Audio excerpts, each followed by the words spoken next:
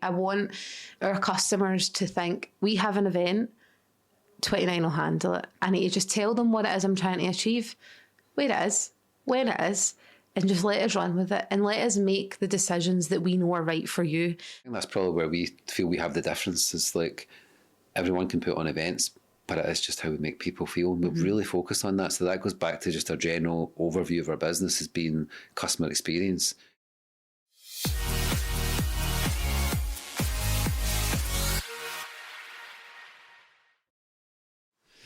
Katelin, welcome to 29er Show Unscripted. Today we're going to focus on talking about events, your specialised subject. Yep. I've got a bunch of questions for you, and I'd just like to know how you answer them about how you're specialising in the event side of the business. So when you're at an event, what's the exact moment at that event that you know it's landing? It's a hard one because for me, there isn't anything in particular for every single event. I think, right, that's us. There's just, every event's really different, but we're always building the experience, we're building content. So there's always a moment maybe right at the beginning where I feel like I hold my breath, and then it gets to a point where I go, and we're good. And usually that's like, maybe we've done opening videos, or the first person standing up to speak and it's our content behind them, or, people start engaging in the audience. But it's hard to pinpoint exactly what it is. But I just know that I get to a point where I can feel like, right, we can breathe. Everything's moving fine. We're doing good here. But I feel like probably right up to that point, I don't realise that I'm just like, until it happens. I see like the pressure, and I've obviously be at a lot of events with, and you see that pressure build up, and it's generally before, and then there's just the smallest of moments. It can be someone will say something to you in the corridor or go, this is great, or you just feel like the energy. Yeah, I think you've said that before, like just the energy from the people, and you go, we've achieved it, because people seem to or are enjoying it, because you hear that the crackle of people talking and they're interested. I think it's the noise level, because obviously we do so many different types of events, but one in particular, last year, it was the noise level when everyone came in the room. I was like, oh my gosh, it was so loud you couldn't even hear yourself think. And I was like, everyone's having a great time. It's always that thing of, if you're having a party and you worry, is people going to come? Are people going to talk? Is people going to dance? So, not obviously dancing, but it's just that energy from what people are giving you back, and whether that's seeing something on a big screen or actually just arriving feeling excited, you just know that this is going on. And that's always been your thing. Like every birthday over the years, we've had birthday parties, we've always celebrated birthdays. So it's probably I'm just using that as a link, because probably like as we do as a family, like celebrate every birthday, every moment. So through your years, we've always celebrated your birthday, obviously in particular. But it's always been your fear, like, what if no one turns up? Yeah. So it's probably then, if you think about fast forward now in your adult life and running events, you're doing that now every week, every month. You're like having these birthday parties almost for customers. And you're trying to make it a nice experience for everyone. And then you're thinking of every single person's perspective when they come in. What are they going to think? Are they going to enjoy? Are they going to have fun? And it's like that whole birthday party thing. And we're not talking of your birthday party, there's like 20 people coming. We're talking 200. We're talking thousands of people. So, I mean, the chances of all of them not turning up is very slim, but you just want it to go so well that I think, like you said, it's the lead up, and I think you feel okay until we get a week out, a couple of days out, the night before, game over for me. I just can't sleep because I'm just thinking about it over and over and over again. So I think events are, touching on like what pulled you into this side of the business, but I think we've just kind of answered that a little bit, as probably looking back as we do, you look back and you see where's the threads, where's the kind of threads of how I get into events, and probably birthdays is ran through our family. And I think that's maybe where it's came from, that it's drawn you into that side, because it is a bit of chaos. It's just getting everything right. And then it's just that little moment that you probably take to yourself to go, I've done it. Yeah. And I think like I was known for having the best birthdays ever. So it was always trying to do it better and better and better. And that's what we do with the events for our customers. We do typically the same kind of events every year for them. So it's always about how do we make it better the next year. But I think also looking back, I studied television and film production, and in the TV side of it, I did genuinely really love that. And it was in an environment where, there was like the gallery upstairs, there was the TV studio downstairs, it was the prep, it was the chaos until the moment that first person started to speak. And it was that adrenaline of this can't go wrong. And I think that's also where I got that buzz, the feeling of there's no going back here. Like we just have to keep moving forward. And I think just that feeling of it's live, it's happening. You can't go back and go, can we do that again? Yeah. So it's probably that adrenaline. Yeah. And as you say, the combination of craft and chaos, and then build that in with adrenaline. So it just has that rush, that build up to that moment where you say maybe the first person stands on stage, or when all the people come in and you hear them talking and taking photographs and enjoying themselves, you get such a satisfaction from. It's such a high, like all the way through it. You're just running on adrenaline. But then I always have like the biggest crash after it. I just want to just switch off, like, because I feel like in the lead up to events, we're running so many simultaneously. There's so many questions. There's so many things that could go wrong. You're overthinking every situation times 10 at some points. So come to the end of it, you're like, I don't want to think about this anymore. Like, you just want to stop. What's the question you always ask yourself at events? What's the worst thing that could happen? Yeah. Like, any time we're doing it. And it was something in a TV show, This Is Us. Yeah. And they always like say that to each other when they're stressed, whatever. They go, but what's the worst thing that could happen here? And then they say it out loud and they go, well, that's not going to happen. But you have to actually think, what's the worst thing? You actually have to put it out there. So we always joke, because we did an event recently and it was in a boat under the Eiffel Tower. And there's probably loads of things that could have went wrong, but everyone was like, what's the worst thing that could happen? I was like, the boat sinks. That is the worst thing that could possibly. Everything else. But there was a moment. If you yeah. think back when we were all, I think the first person took to the stage and we were all standing on this boat on the river saying... Someone was speaking at the same time. But it was funny because everyone was facing forward to the speaker. But me and Lynn were working like with the AV team. So we were side on. So we could see the water. No one else could really see. And we just seen this massive boat go by. And the whole thing just moved from side to side. And me and Lynn were just looking at each other and we're like, right, it's fine. We're anchored to the wall. I think at that point you're like, did we both feel that? Or was it just me? Was it just the adrenaline? It's when you get off later, you're like, we felt that. But no, obviously, like, that is my job. That is my team's job to always think about what could go wrong. And you're always trying to predict that so that you can stop that. And silly little things, from sound to audio where people not turning up. But we always say when you put the worst thing out there, everything else seems... And there's always going to be things, but it's how you react to it, it's how you deal with it. So, and it's how you deal with it before the custer knows. Yeah. They never know. They never know. So what does our events calendar kind of actually demand from our team? Like, you talked about your team, and what demands is put on that kind of team when you're running so many events? Yeah, I think it's multitasking at its finest. There is so many things going on, and every event is an event, but every event is different. Yeah. So they all demand something different. Some are more light touch, some are more project management led, some are actually then working out, well, what's physically going to be on the tables when people eat. But then we'll have events where we're just looking after all the content. So, it's hard internally when, you're running so many simultaneously, because every event, there's no structure to follow. We really have to approach it differently every time. So we're constantly then, like, every time you look at an event, you're like, right, let's focus on that and then move to the next one. And you have to change your mindset every single time. I suppose you have to treat everyone as if it's the first one and give it that respect and never get complacent at events. Always think, like, this is our first ever event internally. So you're looking after all the little things and just never take it for granted. I think the difference really is, obviously I work with our team on content projects, realities projects, marketing projects. And, all of that, predominantly like 99% of that, we control in-house. So all the creative we do, project management, script, etc. When it comes to events, you have to work with outside third parties. You have a booth builder, or there might be a catering team. Depending on the venue, you might have to work with certain people that they use. That's when it becomes really difficult, because you're then having to predict that team. You're having to predict, are they going to turn up? Are they into detail the way we're into detail? So it becomes harder, because every time we do an event, you're working with a different team of people. Obviously, our crew stay the same in our team, but surrounding us, you're really depending on that. And events that we've got coming up, that's what we are constantly checking in with, is the third parties that make this happen. And with just us. Making sure they're hitting the standard that we expect as well. So we obviously promise to our customer as well that we create an end-to-end like event delivery.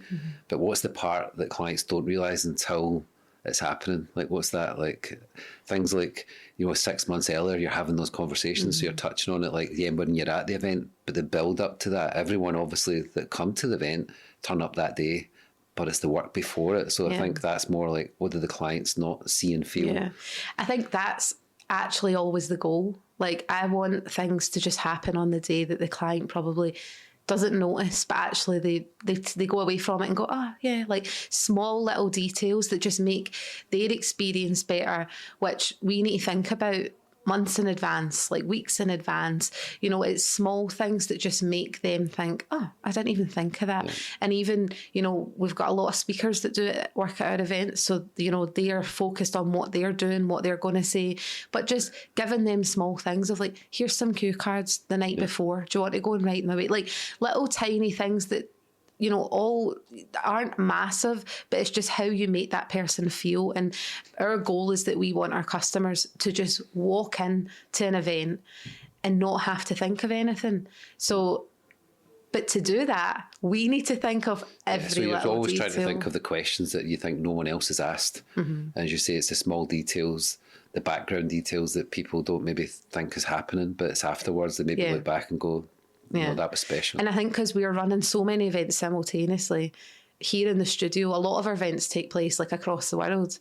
So our customers maybe won't come here like in the lead up to an event.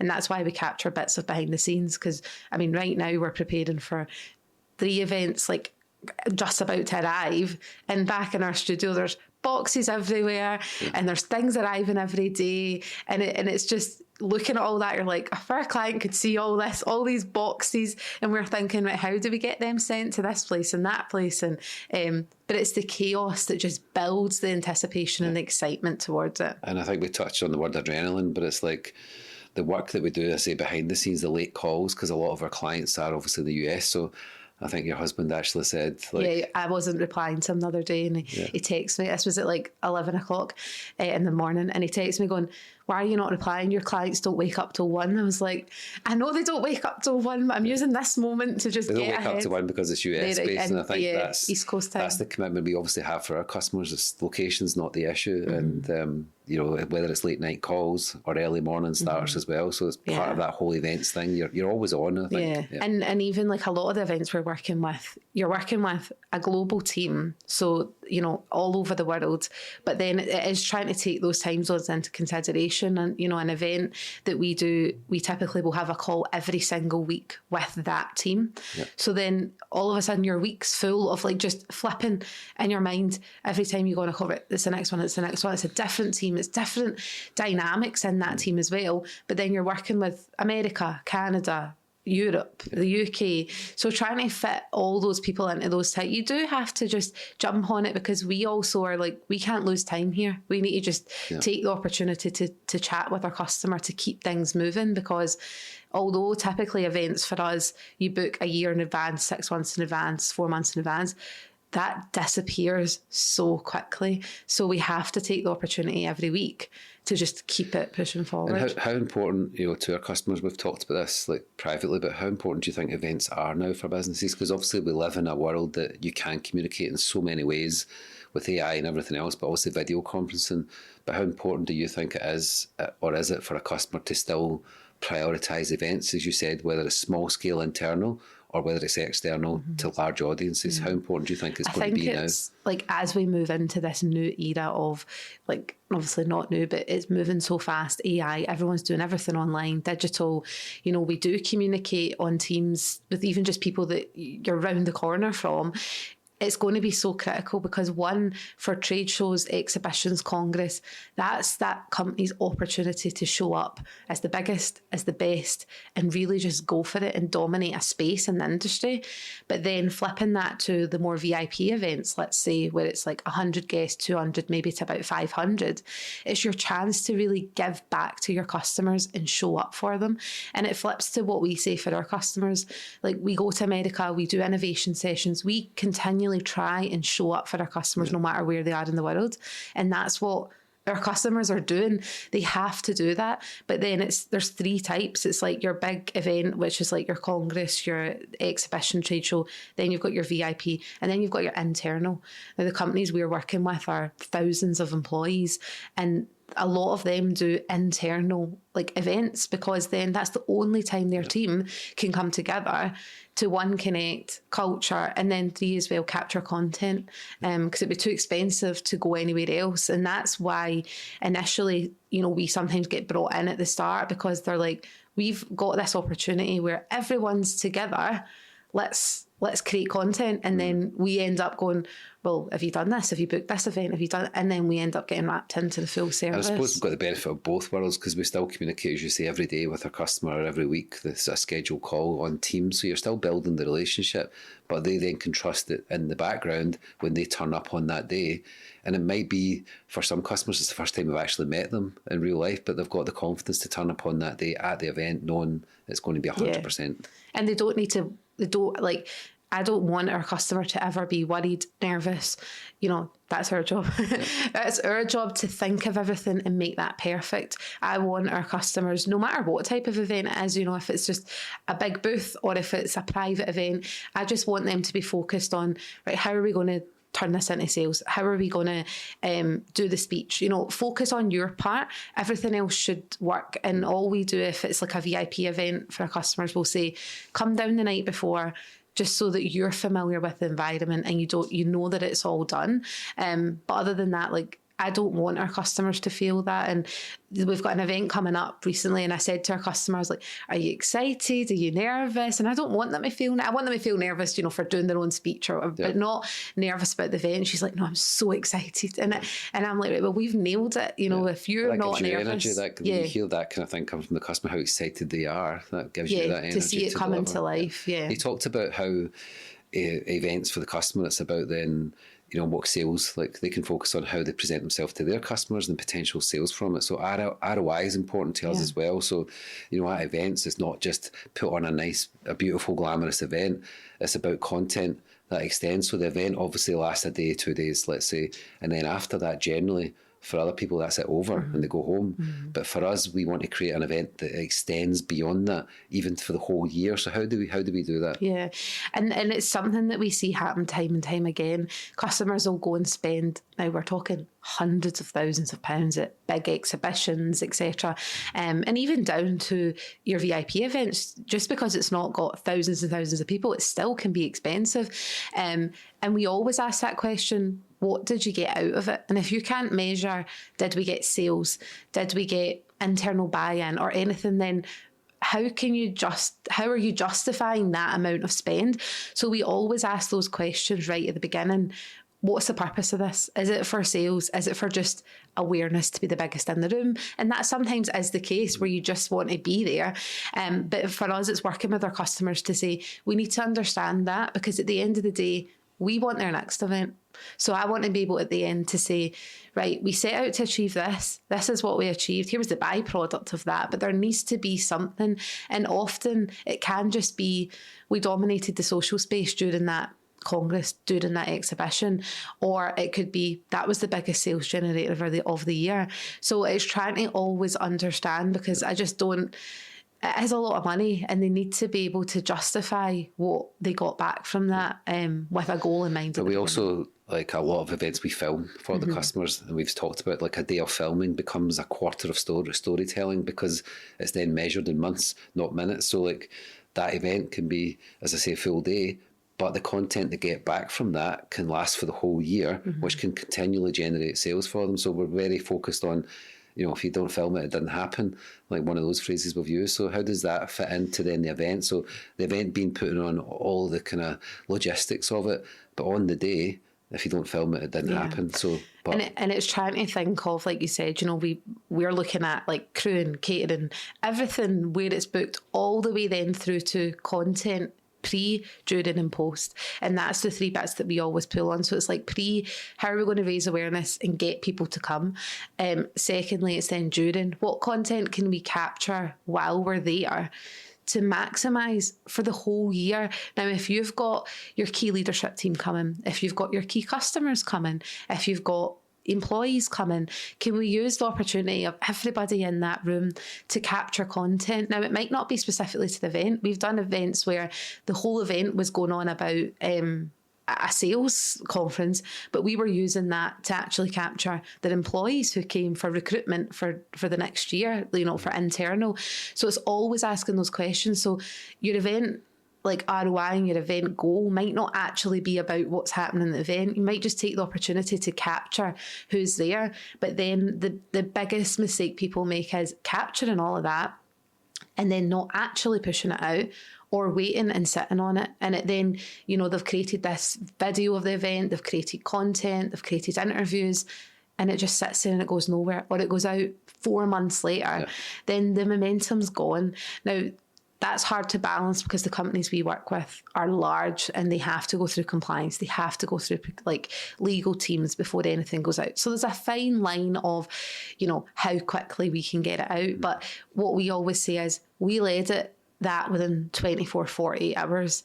It then enables us to get that up to your systems, to get that approved and get that out as quick as we possibly can, because it just keeps the conversation alive. But then it's anything we capture, we need to edit it quickly. And we recently done an event where, you know, there was a lot of amazing content and a lot of amazing speeches, but for lots of reasons, they weren't allowed a lot of people in the room. So we captured everything that was said on stage. It was then edited, put onto a training tool, and now people who weren't even at the event are then getting to consume it, which then we're getting data for to show how many people enjoyed it outside of the event, which then proves that next year we need a bigger event. So it, you know, it's trying to just always understand, why are we doing this? And then working back from like pre, during, post, what content can we capture? What ROI can we put in place? And even if it's just capturing photos of the event, you need to capture something. But that's sometimes hard because customers have done these events for so long. Bringing in another element to it that they've never done before can feel scary and feel new. But once they've done it once, they can't imagine doing their events without it. It creates the momentum to create the next event, doesn't it? Yeah. And then even look at areas and how we can improve. But I think also you touched on, like, all their customers are there. You think of our customer, they bring all their customers to an event. It's the one place probably that whole year they're going to have so much people in the one room that it's not just about the event you touched on. It's about engaging with your customers. So we can create customer stories for them. We can find out lots of information at that event that they can use to get better. Yeah, we have an event that we do, and last year we actually delivered 1,000 pieces of content on the ground. Now, that wasn't actually like 24 hours later, 48 hours later. That was on the ground while we were there. The event was 3 days, and we did exactly that. We set out with a goal that you have your customers there, your partners there, your team there. What can we capture in this moment? And across photography, filming, you know, live editing, live social posts, we finished those 3 days with 1,000 pieces of content in our customers' inbox that was getting drip fed all the way through those 3 days that then went out. And it meant then that they were leaving with customer stories, which was their customers saying how their world was powered by them. We then had the partners talking about how their business is a success because of them. And then you had employees as well. So they were then able to dominate that social space for those 3 days to say, look, we've just had that event. Look who was here. But then actually that becomes their biggest sales generator of the year, because the content that they have, then they use afterwards to reach back out to the customer, to engage with the customer and use those results to get more customers. I suppose it ties into our whole business like ecosystem. Obviously this is focused on events, but where it's connected to then is our marketing service, our content service, and also we have the reality service as well. But if you think about events and how we connect it and thread it through our business, so as you're saying, we create all that content using our content service, and then we market that using our marketing service. So the event just doesn't become one hit, as you just talked about. It becomes a thread of our different services, and I think that's really important. And I think it's typically, I would say, 90% of the time it's content that we have that first engagement with all our customers. They'll come to us with something like, can you do a slide deck And then we'll go, well, where's that going? And they'll say, it's playing at an event. And we'll say, well, do you need help? And then it spirals that way. Or we need you to come and film an event. Well, who's helping? And it might not be for that specific one, but they have such a great experience that then when they go to do their next event, that they reach back out. But all of our customers, if you've got an event, you need content. You need marketing. And then for certain ones, if you're trying to create an experience, realities comes in. So actually then any event that we do will hit 9 times out of 10, 3 of our core services at any given point. But then some will be more heavy on the event side. So they'll be more heavy on just the planning of it, the production of it, getting it ready. Some will be more heavy on content. And some will be more heavy on marketing. So like I was saying earlier, every event is just so different that it's just a big, massive jigsaw that you're just, every time you sit down with one, you're like, right, well, what pieces are we pulling in here? And you're having to plan it from the very beginning. Yeah, and I suppose they're obviously all different, but as you're experienced, then you learn the patterns of what you're looking for, what to look out for. And then every experience you have, you learn something new and you plug that back into the pattern for the next time. So you're getting better and better at doing it because you're putting on so many events. And I think because, you know, rarely will we do an event that's just like a one-off. You know, we do an event with a customer and it's so good that they'll be like, can you do our next one, or can you do our next congress? So then you're learning how that customer likes things to happen as well.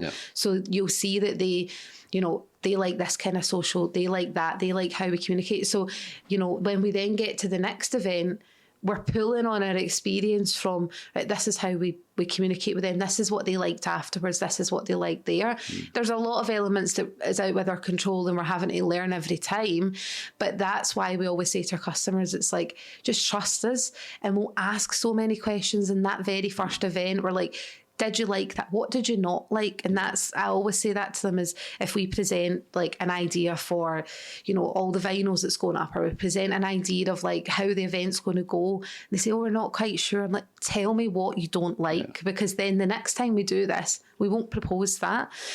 So they're always new, but it's just about learning and taking our experience into the next one and into the next one. And although they're all different industries and types, there's certain things that happen that you go, oh, that's a red flag. Like that's going to so you're spotting the patterns, I said. So, you know, we talk about 10x a lot in our business and how we are in growth in our business across all our services.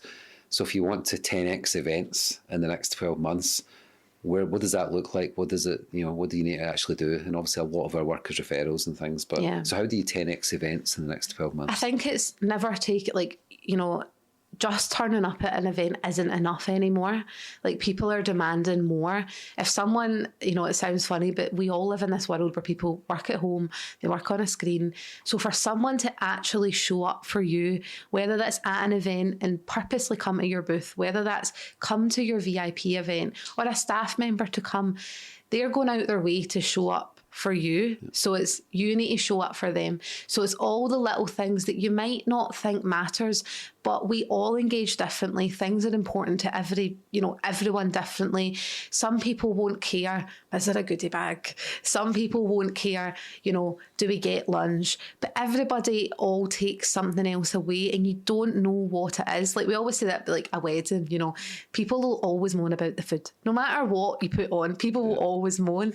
So we always say that about events. Like, someone will always complain about something, but there'll be something there that they'll go away with and go, that was really nice. Do you know, they thought of that, they thought of me, and they made me feel important. I suppose it's just at the end of the day of an event, it's about how you make someone feel. Yeah. And that's across all our business services. Like, how do we make the customer feel? Yeah. We live in the technology world, but then how do you make someone feel? Yeah. And that's especially important at events. Yeah. And it's sometimes they'll feel something, but they won't realise why they feel it.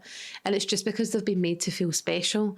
And, you know, it's all the little fine details that sometimes you can think, oh, we don't need that, or why are we doing this? But you don't realise what people are picking up on. And they do leave the event going, that was amazing. I was so full of energy. But that was because the people were all chatting. It was bright, it was airy, there was things on the table for them to engage with when no one was talking. You know, it's always trying to think of it from our customers' perspective, like what they feel when they walk in, but we're always thinking of it as like, but what are their customers going to feel? I suppose we've always talked, like if you go to a restaurant, it could be the best restaurant, the best food, but if you just don't get that service or the waiter's not that friendly or they don't help you a little bit, you then don't go back. But then if they do something, like if it goes wrong, but they go out their way to make you feel like, I'm really sorry, that shouldn't have happened. Let us do this, let us do that. You'll go back again, then something will go wrong and you'll go, why are we back here? Like you forget. But it's how you make people feel, and things cannot be going right. But it just, you know, we need to show up for our customers, and our customers need to show up for their customers. And that's how, one, you'll get more sales, your customers will trust you more, and they'll connect with you better because they can see the effort that you've went to. If they turn up for your event, you've not made an effort, you know, it's just someone standing up on a stage, there's nothing going on, there's nothing around, there's no way for them to network and engage, they're not going to come back to the next one. I think that's probably where we feel we have the difference. Is like everyone can put on events, but it is just how we make people feel. And we've really focused on that. So that goes back to just our general overview of our business as being customer experience. You know, whether it's someone coming in here to our office, to the Pirate Bar, it's just about how we make them feel, how we put on the music they like. We find out all the smallest of details. So it's the sights, the sounds, the smells, the smallest of things that you say that can make the biggest impact when you go to an event. Yeah. And I think for me, it's always also about, like in the lead up to it, like I said, we have like meetings every week with these customers. So the whole team, like the event team that's making it happen. And there'll be things that someone will say, can you do this or can you send that? And I'm like, we'll do that. Like, we'll take that, because I want our customers to, in that event planning experience, not feel stressed. Like some people, it always baffles me when people, you know, get stressed, like planning a wedding or planning a birthday party, because I'm like, it doesn't stress. I was called Chillzilla. Like I didn't, and it's so strange because I get so stressed with their events and work, but I didn't get stressed at my own wedding. But like that just comes naturally to me. If someone said, tonight we're having an event in here, like, right, well, this needs to happen, and move on. But I always worry that our customers feel pressure, they feel stressed, that it's not a nice experience for them. So we go out our way to make sure the minute they tell us there's an event, there's a date, we're like, what can we take off you that means you can get on with your job, and we just need to touch base once a week. I suppose then when people commission us or customers commission us for events, it's then the customer experience kicks in day one. Yeah. It's not just at the event, it's all the way up to it. And it's checking in with them at certain points, just privately, to say, like, how are you feeling? Are you excited? Like, you know, because I want them to feel like we're an extension to their team, that if something's going wrong over there, tell us. So we're not just at events. I probably think maybe a lot of event organisers maybe just look to tick as many boxes as they can. We don't have the tick box system. No. It's like, as you just said, it's having that personal call, having that just touch point, random touch point, sending them something, you know, just to make them feel like we've got this. And you feel it, you know, like as you're leading up to it, you know, we have events where there is a lot of pressure, there is a lot of money riding on that event, and you feel like you're on calls and people can get like uptight, you know, they're anxious, and you start to, as we get closer, we say that, you know, we're getting to that point where people are going to start feeling it.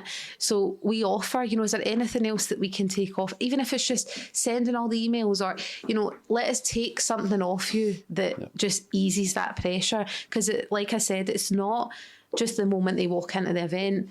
It's in that run up all the way to it. We want them to feel as calm as possible, because that's why it goes well. But it goes back to just relationships. Yeah. It's not the event, but it's the relationship we build around that. Yeah. And that then leads to more work for us as well. Yeah. So if someone catches up with you, this is our last question. Okay. If someone catches up with you in 2 years' time, what do you think, what do you want them to say about 29 Studios and the events team? So just give yourself a little 2-year message and go, what would they be talking about you and the events team in 2 years' time? I think I just would want them to say that we take that pressure off them for events. Like, I want our customers to think, we have an event, 29 will handle it. I need to just tell them what it is I'm trying to achieve, where it is, when it is, and just let us run with it and let us make the decisions that we know are right for you. And that's our goal, is that the customers that we're working with, we know inside and out. We know all their systems. Even when new people start these companies, they come to us and they're like, can you give us a bit of a rundown on how this all works in terms of creative? I want our customers to be able to think, I don't need to worry about the small details. I know that I can just turn up.